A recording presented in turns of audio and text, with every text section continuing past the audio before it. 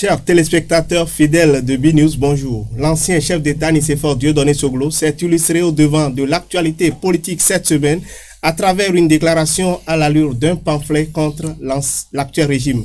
Ceci à travers une déclaration qu'il a rendue publique à l'occasion du 30e anniversaire de la conférence nationale des forces vives de la nation de février 1990. L'autre personnalité qui sera au cœur du décryptage de ce jour, c'est bien Sefou Fagboum qui, depuis samedi dernier, a formalisé son adhésion au bloc républicain, l'une des formations politiques soutenant les actions du chef de l'État. Cela va-t-il changer quelque chose dans le département du Plateau? Lors des prochaines élections communales, nous ferons le débat avec les invités médias déjà en plateau. Et parlant d'invités médias, deux nouvelles figures qui font leur première apparition sur cette émission. Alphonse Moïse Soulé, bonjour. Bonjour à vos chers collègues. Vous êtes journaliste, analyste politique. Merci d'avoir fait le déplacement. C'est moi qui vous remercie. À votre droite, et pour croiser les arguments au cours du décryptage de tout à l'heure, un habitué de cette émission, Jean-Yves Mitokwe, bonjour. Bonjour Gabin. Vous êtes directeur du quotidien Les Pharaons. Et notre troisième invité, c'est également une nouvelle figure sur cette émission, Prudent Asseou, bonjour. Bonjour Gabin. Vous êtes journaliste et vous officiez de l'autre côté de la radio Tado FM. Naturellement. Merci pour la promptitude et merci pour avoir accepté, partagé avec nos téléspectateurs et internautes votre lecture sur ces différents sujets. Chers téléspectateurs, mesdames et messieurs, le décor est bien planté. Place tout de suite à la première rubrique de l'émission, les notes de la semaine.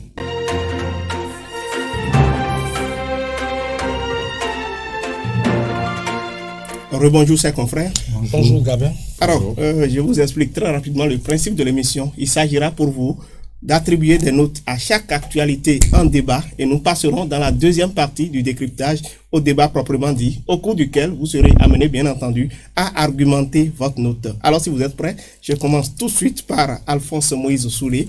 Vous avez dû noter avec moi cette déclaration du chef de l'ancien chef d'État Nicéphore Dieudonné Soglo qui a donc sorti une déclaration à l'occasion du 30e anniversaire de la conférence. Si vous devez noter cette actualité, vous donnez 4 sur 10. Merci, chers confrères. Je passe à vous, Jean-Yves Mitokwe. Oui, Soulé a gardé sa pancarte comme s'il était dans une salle de classe.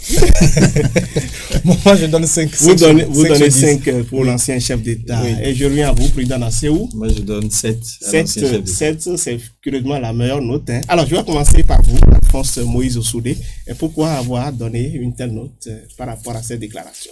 Merci, Gabin.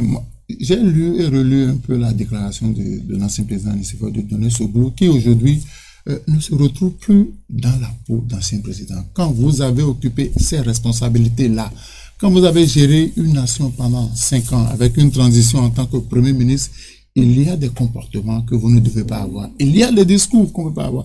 Quand vous lisez et qu'à la fin je me dis mais il a fini par traiter le président Patrice Talon de dictateur. Simplement, quand vous lisez le texte, simplement. Oui, il a dit, pour l'heure, il n'est pas question non, vous savez, c'est pas parce que votre fils a des difficultés avec l'État que vous allez penser que le président actuel est dictateur. Il a été président de la République. Qui vous souviennent la fameuse phrase « On ne se fâche pas avec la rivière » où lui, en tant que président de la République, obligeait tous les cadres de la République à venir dans son parti. Ça, ce n'était pas la démocratie. Donc, je crois que c'est vrai qu'au Bénin, il y a des difficultés.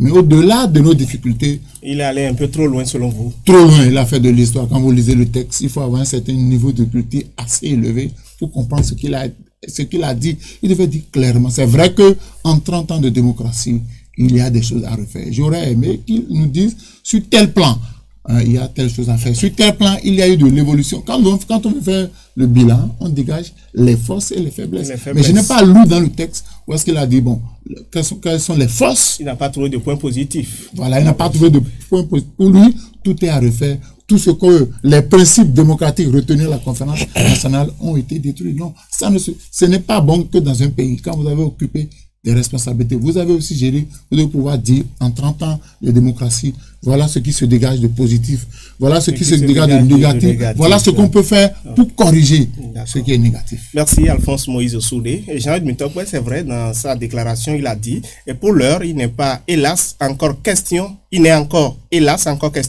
que de sang et de larmes dont les auteurs sont le terrorisme et la dictature, c'est-à-dire l'absence totale de démocratie. Est-ce que vous vous retrouvez dans ce tableau peint par l'ancien chef d'État, Soglo? Il faut chercher à comprendre ce que l'ancien chef d'État Nicéphore Soglo met d'abord dans la démocratie. S'il revient aux larmes et au sang, je crois qu'il est encore en train de parler des législatives. C'est encore repartir dans le passé, comme toute la déclaration qui est d'ailleurs dans le passé. Mon confrère l'a rappelé tout à l'heure. L'ancien chef d'État devrait aujourd'hui se mettre dans une autre posture. Il devrait se mettre au-dessus de la mêlée. C'est vrai qu'à l'occasion de la conférence, de la célébration des 30 ans de la conférence, tous les acteurs politiques veulent prendre la parole. Ça a commencé d'ailleurs par le chef de l'État. Soglo, c'est un témoin oculaire. Bien sûr, c'est un témoin oculaire. C'est une des voix autorisées à en parler, non? Bien sûr, c'est une des voix autorisées. Personne ne refuse que Soglo intervienne aujourd'hui, que l'ancien président Nicéphore Soglo intervienne dans ce débat aujourd'hui. Oui. Mais c'est parce que c'est un des témoins oculaires que justement son discours doit être différent de tout ce que nous pouvons voir. L'ancien président, comme l'a dit Moïse Soudé, en principe, devait faire un diagnostic clair et se dire 30 ans après la conférence nationale, alors voilà l'état du Bénin, qu'est-ce que nous pouvons faire pour avancer, qu'est-ce que nous pouvons faire, où est-ce que nous avons trébuché et tout. C'est ce qu'il faut faire aujourd'hui. Aujourd'hui, c'est de poser les véritables problèmes sur la table et de savoir comment évoluer. Mais ce que nous avons vu, ce que nous avons lu, écoutez, prenez ce discours, que ce soit dans la forme et dans le fond. Prenez les derniers tests de Nicéphore Soglo, même l'année passée, même cette année, je crois, il n'a pas encore écrit. Prenez les tests de Nicéphore Soglo, l'année dernière, vous verrez que c'est la même chose. Il parle des Balkans, il cite Aimé Césaire, il parle... Donc c'est toujours le même discours. C'est toujours le même discours que Nicéphore Soglo aujourd'hui jette. Et je pense qu'il devrait changer de posture et avancer. Mais l'autre chose qui a retenu mon attention dans ce test, c'est que nous en savons maintenant un peu plus sur, je vais dire, le précurseur de la résistance. Parce que il est revenu sur ça. Il a montré clairement dans son... On va y revenir. Voilà. Prudent Nasséou, vous avez certainement eu l'occasion également de décrypter, de parcourir ce discours-là à la lutte d'un pamphlet, je l'ai dit, contre l'actuel régime. Est-ce que vous retrouvez quand même dans ce qu'il a dit par rapport au diagnostic qu'il a posé aujourd'hui, 30 ans après l'organisation de ces assises historiques? Je n'ai pas besoin de me retrouver dans son discours, mais j'ai eu l'occasion de le disséquer en tant qu'analyste. Parce que ici, on comprend bien que celui qui écrit n'est pas dans la peau d'ancien président de la République. Ça se dégage clairement dans les écrits de Soglo. Et vous le trouvez dans quelle peau, vous? Et je le trouve dans la peau d'un citoyen. Et en tant que citoyen, il est libre d'opiner sur la gouvernance de son pays et de traiter une institution qu'il a incarnée par le passé à sa façon ou comme il entend. Et quand on est dans ce postulat, on comprend bien que l'ancien président de la République n'a pas pu se départir de sa casquette de père à Léadi Soglo et de président d'honneur de la Renaissance du Bénin, qui est vidé aujourd'hui de son contenu. Vous trouvez une confusion entre la personnalité? Oui, cette confusion, elle a toujours existé depuis plusieurs années. Voyez un peu le rôle que Nicéphore Soglo a joué un peu pendant la campagne présidentielle. Est-ce que c'est le rôle d'un ancien chef d'État? Non. Et donc, le personnage a toujours été tel.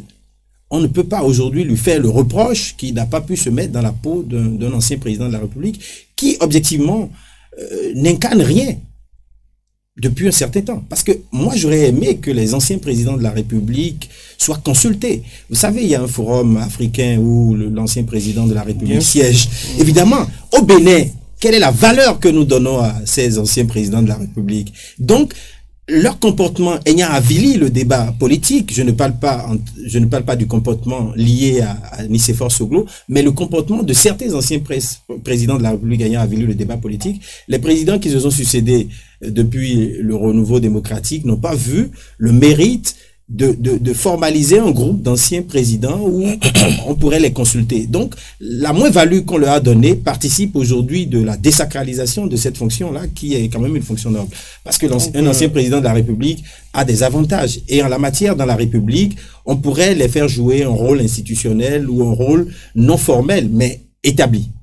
Donc, quand je prends tout ce que l'ancien président a écrit, on comprend bien que c'est l'ancien président d'honneur de la Renaissance du Bénin qui n'existe plus qui parle, c'est le père de Léadi Soglo qui parle, c'est le mari à Rosine Vieira Soglo qui parle, Rosine Vieira Soglo qui dit qu'elle a été gazée malgré son statut. Donc c'est ça. Donc il est difficile pour le citoyen qu'est Nicéphore Soglo de se départir de son titre de père de famille et de son titre aussi d'ancien président. Donc vous semblez le dire, Soglo apparemment, et selon ce qu'a dit le co-débatteur tout à l'heure, n'a pas su faire la part des choses. Mais il a parlé, il est revenu notamment sur les conditions d'organisation des législatives passées.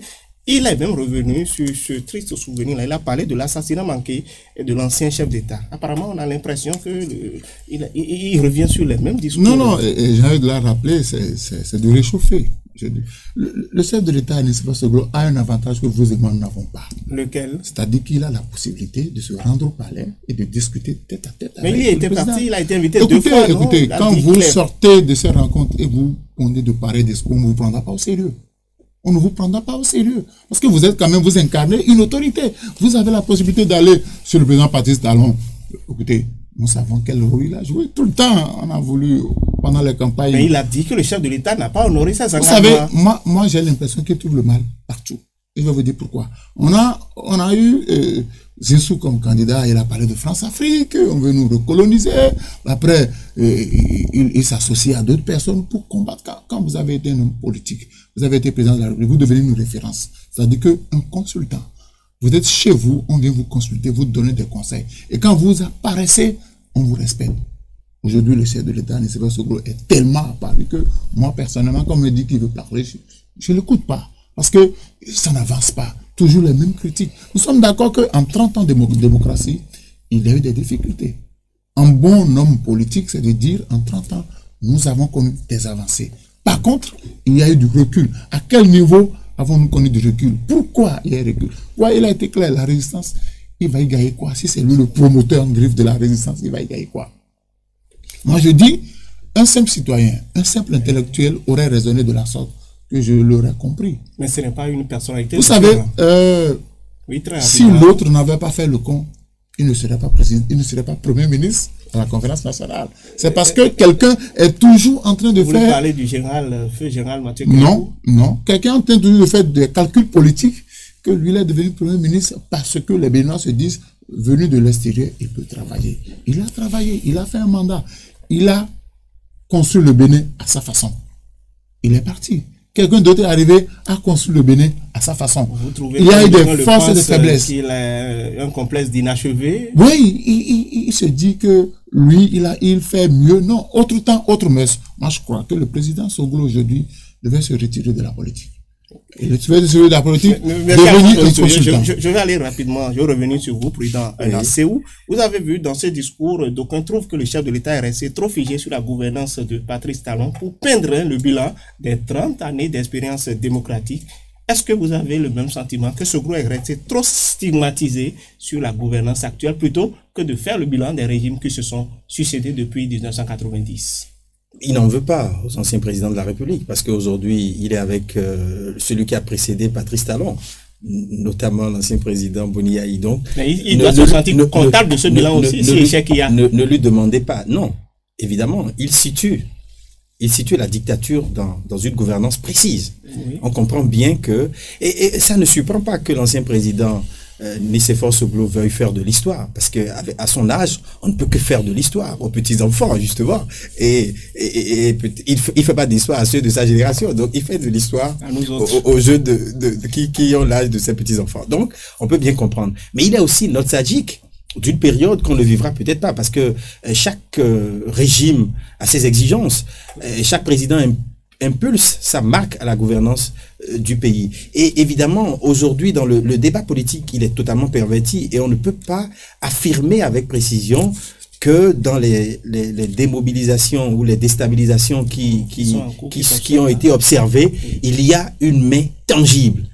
On ne peut que être dans des suppositions, parce qu'aujourd'hui, personne ne peut prouver, évidemment. Il a parlé des traîtrises qu'il y a eu au niveau donc de la résistance, et il y voit, comme l'ancien président Boni Yayi, une main invisible, mais cette main n'a pas été nommée. Donc on comprend bien aujourd'hui que l'ancien président Nicéphore Soglo en veuille à un certain nombre de gens qu'il n'a pas nommés.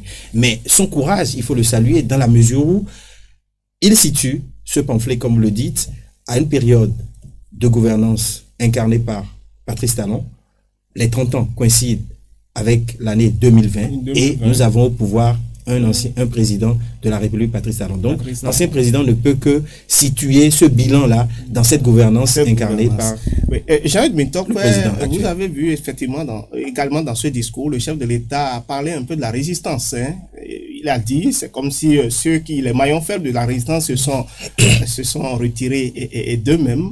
Et que la posture actuelle affichée par la résistance, c'est de reculer pour mieux sauter. Vous trouvez que la résistance, il reste encore quelque chose de potable de cette résistance après les revers successifs qu'ils ont subis? La résistance est morte, c'est pas moi qui le dis. C'est les acteurs même de la résistance qui ont affirmé Mais Soglo cela. ne l'entend pas ainsi. Soglo n'a peut-être pas encore compris, parce que au devant de la résistance tout le temps, qui est-ce que nous avions vu? C'était surtout le parti FCBE. C'était surtout le leader FCBE. Aujourd'hui, la FCBE, les FCBE ne sont plus de la résistance. Il ne reste que restaurer l'espoir dans une moindre mesure qui prend des déclarations de façon sporadique. Une partie des FCBE a démenti, mais jusqu'aujourd'hui, on n'a pas vu une autre activité de la résistance où il y a eu des acteurs des FCBE présents. Donc, il faut dire que la résistance est morte. Nicéphore Soglo a peut-être vécu mal tout cela, tout cet épisode, et il a voulu encore à nouveau agiter un peu la scène politique et mentionner que la résistance est toujours là. Mais la résistance a disparu, il faut bien le reconnaître, et les acteurs politiques également doivent être conscients de cela et réorienter le combat politique dans un autre sens. Alphonse Soudé l'a souligné tout à l'heure, ce qu'il faut faire aujourd'hui à Nicéphore Soglo, c'est de quitter le champ politique. Il doit définitivement quitter le champ politique, d'accord, et rester dans un rôle en arrière-plan pour pouvoir prodiguer des conseils, pour pouvoir attirer l'attention sur telle ou telle situation. C'est ce qu'il lui faut faire aujourd'hui. Peut-être qu'il sent encore qu'il a quelque chose à apporter. Il a quelque chose à apporter, mais qu'est-ce qu'il a apporté depuis pratiquement 4 ans? Rien. J'ai bien envie de dire rien. Que des critiques et des déclarations. Des déclarations qui n'apportent rien. Il a bien fait de préciser qu'il s'est rendu 2 fois au Palais de la République pour rencontrer l'ancien chef d'État. Mais quand on a été chef d'État, on ne va pas rencontrer son vis-à-vis ou son alter ego pour après se mettre sur la place publique et faire des déclarations. Quand lui, Nicéphore Soglo, était là, je ne pense pas que c'est ce que ses visiteurs lui faisaient. D'accord? Donc, il faut qu'il se mette un peu au-dessus de la mêlée et que finalement, qu'on sache que oui, nous avons 2 anciens présidents qui interviennent de façon pondérée dans le débat politique et tout. Alphonse Moïse Soudé, c'est par là on va finir. Comment entrevoyez-vous l'avenir de la résistance? Non, vous savez, la résistance a manqué de stratégie. La résistance a manqué de moyens financiers. Et on ne peut pas faire de la résistance à partir des querelles de personnes. Nous parlons de stratégie politique, nous parlons de développement. Parce que la résistance devait être une alternative au peuple béninois. Mais que vous ne trouvez pas. Oui, parce que devant, vous prenez chaque membre de la résistance, c'est forcément qu'il y a un problème d'intérêt. Il y a un problème d'intérêt. Si le président de Nicéphore Soglo a envie de faire revenir son fils au pays, je ne le lui interdis pas, mais il a d'autres canaux par lesquels il peut passer pour aller négocier le retour de son fils. Mais quand il s'affiche ouvertement comme ça, vous ne pouvez pas, le chef de l'État bolivien l'a dit, le président de la République a beau être votre père, vous ne pouvez pas l'attaquer effrontément, il va vous laisser. Vous l'attaquez effrontément, il va réagir. Donc, au-delà de ce qui se fait, il y a que le chef de l'État a envie que son fils revienne au pays. On accorde certainement une grâce à son fils, mais il faut qu'il emprunte d'autres canaux, parce que quand il s'affiche chaque fois comme ça, attirer que celui qui est sur le pouvoir a toutes les manettes en main, et il fera de vous ce qu'il veut. Merci Alphonse Moïse Soudé. Nous allons passer très rapidement au second volet, au second sujet de ce décryptage qui a trait bien évidemment à l'adhésion de Séfou Fagbohou au bloc républicain. Depuis samedi dernier, cette adhésion a été officialisée ou formalisée. Vous allez d'abord noter cette actualité-là et donc vous allez à nouveau brandir vos notes pour Séfou Fagbohou qui a rejoint le bloc républicain. Alphonse Moïse Soudé, je commence toujours par vous. 5 sur 10. 5 sur 10, merci. Jean-Yves Mintok. Je donne la même note que Alphonse Soudé. Je donne 5 sur 10. Juste la moyenne. Curieusement. 5 sur 10, ça fait 15. On dirait que les 3 invités médias de ce matin se sont attendus pour attribuer la même note à l'honorable, au patriarche Séfou Fagbohou. Je commence par vous, Prudent Nassehou. Pourquoi est-ce que vous avez donné la note 5? Est-ce que, selon vous, le choix de Séfou Fagbohou est un choix naturel? Le bloc républicain? Naturel, mais aussi il n'avait pas le choix, il avait le dos au mur. C'est d'ailleurs pour ça que je lui ai donné la note de 5, parce que c'est un choix tardif. Vous savez... Mais cela avait été supputé pendant longtemps, hein, et ça a été démenti. Après, on non, il y a eu des rapprochements avec beaucoup d'acteurs politiques majeurs de notre pays, et l'ancien député ne s'était pas orienté vers la barque de la mouvance présidentielle. Donc c'est parce que ces tentatives ont visiblement échoué qu'aujourd'hui il est en train de conduire la migration de son parti politique vers la mouvance présidentielle. Et pourquoi cette résistance, cette réticence, j'allais dire, de Gbagbo pendant tout ce long moment? C'est ça, parce que vous voyez, il ne s'est peut-être pas vu dans cette gouvernance de l'actuel président de la République. Et son choix de raison aurait été l'opposition. Mais malheureusement, ayant subi les revers de la réforme du système partisan, parce que son parti, in fine, n'a pas pu franchir l'étape de cette migration-là, il n'a pas pu participer aux précédentes élections, notamment les élections législatives. Et vous savez, le code électoral dit expressément que si vous ne participez pas à 2 élections consécutives, vous perdez votre existence juridique. Et donc, il y a ce danger qui guette le parti. Or, ils ont des militants. Et quand on prend un peu les résultats des législatives dernières dans les fiefs naturels du MADEP, on comprend que le bloc républicain a fait quand même de bonnes percées. Et donc, le parti était justement dans l'incertitude de se fondre dans une alternative au régime en place. N'ayant plus le choix, il a voulu, puisque depuis un certain temps aussi on a vu que c'est sa fille qui gère les choses, certainement qu'en se mettant dans la danse, il apporte une plus-value aux négociations et conforte cette adhésion à la mouvance présidentielle. D'accord. Alphonse Moïse Soudé, je vais venir à vous. Il a dit tantôt, c'est vrai, Fossé Foufa-Gbagbo a beaucoup hésité avant d'atterrir au bloc républicain, mais avant lui, certains leaders de sa formation politique, je nommé Iggy Kolaolé, le président Iggy Kolaolé, Louis Vlavonu et même Jean-Pierre Babatunde, certains leaders du MADEP l'avaient devancé pour atterrir au bloc républicain. Est-ce que le choix contraire opéré par Gbagbo n'est pas un peu une revanche sur ses anciens alliés? Non. En fait, Gbagbo, aujourd'hui, il n'a plus le choix. Il n'a plus du tout le choix. Il a le dos au mur, comme a semblé le dire. Il doit se reconstruire parce que vous savez que pendant les 10 ans de Yahi, financièrement, elle a été essoufflée. Il n'a plus les moyens. Il a besoin de récupérer ce que l'État lui doit. Et pour récupérer ce que l'État vous doit, il faut vous associer à celui qui est au pouvoir. Disons les choses clairement. Il veut se reconstruire et construire sa fille qui est en train de voler en politique. Donc, Gbagbo a eu le dos au mur. Est-ce que vous ne trouvez pas que son adhésion au bloc républicain va un peu limiter les marges de manœuvre de sa fille, justement, qui ambitionne d'émerger également vous en savez, politique? Le drame des partis politiques, jusqu'à un passé récent, on adhère à un parti politique en fonction de la tête, en fonction du promoteur, en fonction de celui du fondateur du parti. Les partis étaient résumés à leur créateur, à leur promoteur. Et les autres y adhéraient en fonction des intérêts en jeu. Le MADEP pendant longtemps a été la chose de Gbagbo. Comme la Renaissance du Bénin a été la chose de Nicéphore Soglo, le PRD a été la chose de Adrien Foumbouedi. Aujourd'hui, la tendance a changé. Et Gbagbo se dit, il a soutenu Adjavon. Et il fait partie des rares figures qui ne sont pas encore allées à la rupture. Beaucoup de ceux qui ont soutenu Adjavon, dès qu'on a donné la consigne de voter pour Patrice Talon, sont automatiquement allés à la rupture. Il y a certains qui ont résisté. Mais finalement, aujourd'hui, Gbagbo a besoin de récupérer ses biens. Gbagbo a besoin de fabriquer. Vous parlez là d'une récupération économique? Mais oui, il aurait pu le faire depuis aussi. Non, il a hésité. Il a longtemps hésité.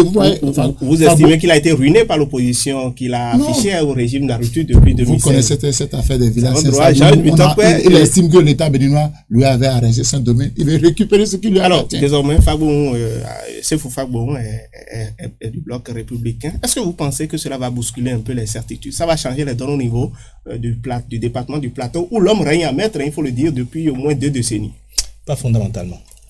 Pas fondamentalement. Je crois que tout a déjà été dit sur le sujet. J'ai donné d'ailleurs 5 parce que il n'y a véritablement pas grand-chose. Il n'y a véritablement pas grand-chose à dire. Vous n'attendez pas grand-chose sur cette actualité. Oui, l'arrivée de Gbagbo, il ne faut pas dire que, faut pas considérer ce que nous avons vu ces derniers jours comme l'arrivée de Gbagbo au bloc républicain.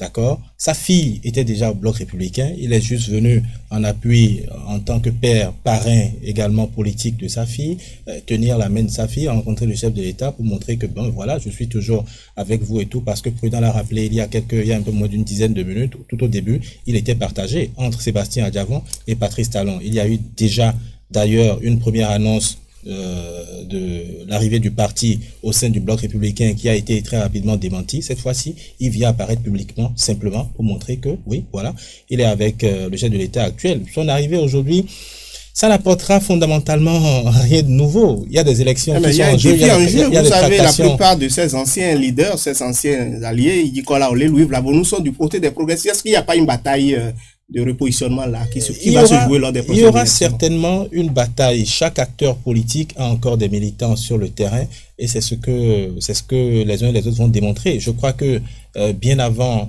cette image que nous avons vue, bien avant cette démarche qui a été faite, la fille de Séfou Fagbohou était déjà au bloc républicain. Et quand on dit également que Séfou Fagbohou est allé au bloc républicain et le MADEP est allé au bloc républicain aujourd'hui, nul ne sait les structures, nul ne maîtrise véritablement les structures qui dirigent ces partis. C'est des partis qui n'ont pas de bureau exécutif, c'est des partis qui ont des présidents et des vice-présidents un peu partout, c'est des partis qui ont que des membres fondateurs. On ne maîtrise absolument rien. Donc, vous ne serez pas surpris de voir encore à la veille de la présidentielle de 2021, voir le MADEP peut-être se retourner et aller de l'autre côté, puisque aujourd'hui, personne n'est véritablement membre de façon formelle d'un parti politique, que ce soit le bloc républicain ou l'Union progressiste. Bon, je cite simplement ces deux partis politiques parce que c'est au sein de ces deux formations qu'il y a beaucoup plus de mouvements. Prudent à Séou, Fagbohou l'a dit lors de sa déclaration officielle d'adhésion samedi dernier devant ses militants, si il ne parvient pas à faire un bon score dans le département du Plateau, il s'engage à quitter la politique. Est-ce que vous le prenez au sérieux dans ses propos? Oui, je le prends vraiment au sérieux parce qu'il y a le poids de l'âge. Il n'a plus l'énergie, la vitalité, la vigueur nécessaire pour haranguer les foules, vous comprenez. Donc, d'ailleurs, il était en train d'assurer la transition en douce avec sa fille. Donc, il faut comprendre sa sortie comme un marketing politique. Il vient apporter, oui, il vient apporter une caution morale à sa fille, qui a déjà les rênes du parti et qui officie en tant que présidente du MADEP ou en tant que héritière de tout ce qu'on a pu coller au MADEP durant son parcours. Parce que vous l'avez dit, les anciens Irak du parti sont déjà partis, donc il dit Nicolas Olé et les autres. Et il fallait reconstituer le noyau autour d'une personne crédible. Et cette personne crédible, on n'a pas trouvé mieux que la fille. Donc, depuis un certain temps, on a observé que l'activisme de Séfou Fagbohou a baissé. Évidemment, ses intérêts ayant été menacés, il aurait pu se mettre dans une guerre ouverte avec le gouvernement pour justement négocier je vais dire son entrée dans la mouvance et avoir un certain nombre d'avantages. Il l'a pas fait. On comprend bien que le faisant maintenant, il ne vient qu'apporter une caution morale à sa fille. Donc, je ne me surprends pas de sa déclaration. Il n'a plus l'énergie nécessaire et je ne le vois pas en train de continuer par les foules. Même si son assise économique est menacée aujourd'hui du fait d'un certain nombre de choses, il vit à l'abri du besoin. C'est Fagbohou. Tout au moins, il vit à l'abri du besoin. Il vit à l'abri du besoin, et à l'abri du besoin à son âge. On n'a plus l'énergie nécessaire pour faire les tournées. Je vais vous faire la même question. Que peut apporter véritablement Fagbohou? Non, vous savez, dans cette zone, les populations sont restées un peu fidèles à Fagbohou à cause du bien qu'il continue de leur faire. Donc, tous ceux-là vont certainement voter pour le parti.